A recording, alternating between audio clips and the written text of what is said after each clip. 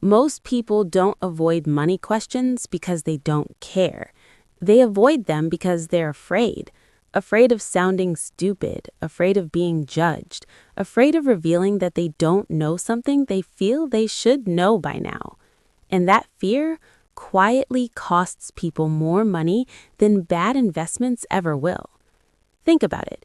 You can ask questions about almost anything, your career, your health, your relationships, but money? Money feels different because somewhere along the way, money knowledge stopped being a skill and became a measure of intelligence. We're taught math in school, we're tested on reading and logic, but when it comes to money, the expectation is silent. You're supposed to just get it. So when you don't ask, you nod, you pretend, you Google things in private at 2 a.m., not because the questions are hard, but because asking them feels embarrassing. Here's the psychology behind it. Money is tied to status. Status is tied to identity, and identity is something we protect.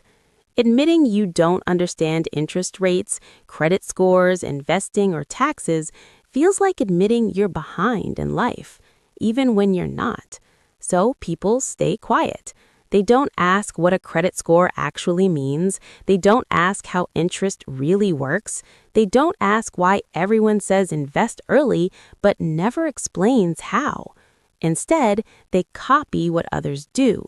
They follow advice without understanding it. They make decisions based on confidence, not clarity. And confidence without understanding is expensive.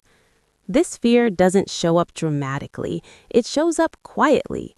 You don't negotiate a salary because you don't know what's reasonable. You don't question fees because you don't want to look uninformed. You don't ask about benefits, taxes, or retirement plans because everyone else seems to already know. So you stay silent.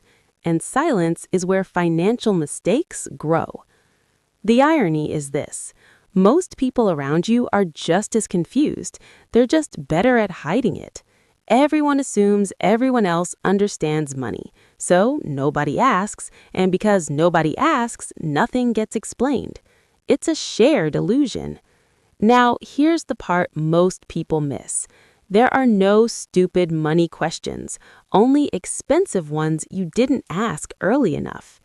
Every person who understands money today once asked something basic: what compound interest is, what debt actually costs, why investing works, how taxes really function. They didn't know, they learned. But the system doesn't reward curiosity, it rewards confidence. Banks don't slow down because you're confused. Contracts don't simplify themselves. Interest doesn't pause because no one explained it clearly. Money keeps moving whether you understand it or not. That's why the fear of asking questions is so dangerous. It doesn't keep you safe, it keeps you uninformed. And being uninformed in a financial system designed around complexity is not neutral, it's costly. So how do you break the cycle? First, normalize not knowing.